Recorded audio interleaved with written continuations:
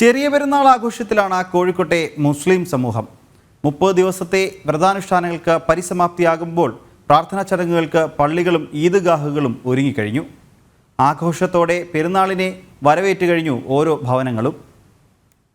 കോഴിക്കോടിന്റെ ആഘോഷത്തിന് പൊലിമ എന്നും പത്തരമാറ്റാണ്. ചെറിയ പെരുന്നാളിനായി മൊഞ്ചോടെ ഒരുങ്ങിക്കഴിഞ്ഞു നാടും നഗരവും ഒന്നാകെ. മൈലാഞ്ചി അണിഞ്ഞും വിഭവങ്ങൾ ഒരുക്കിയും ഓരോ വീടുകളും ഉത്സവത്തിമിർപ്പിലാണ്. ഒരു മാസത്തെ വ്രതത്തിന് ശേഷമുള്ള ആഘോഷമാണ് ഈ ചെറിയ പെരുന്നാൾ എന്ന് പറഞ്ഞാൽ.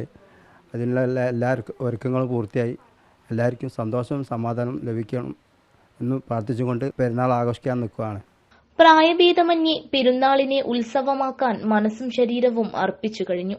കടുത്ത ചൂടിലും അതിനേക്കാൾ വെല്ലുന്ന സന്തോഷത്തോടെ പതിവ് വിഭവങ്ങൾക്കൊപ്പം പരീക്ഷണങ്ങളും ഇടം പിടിച്ചിട്ടുണ്ട്.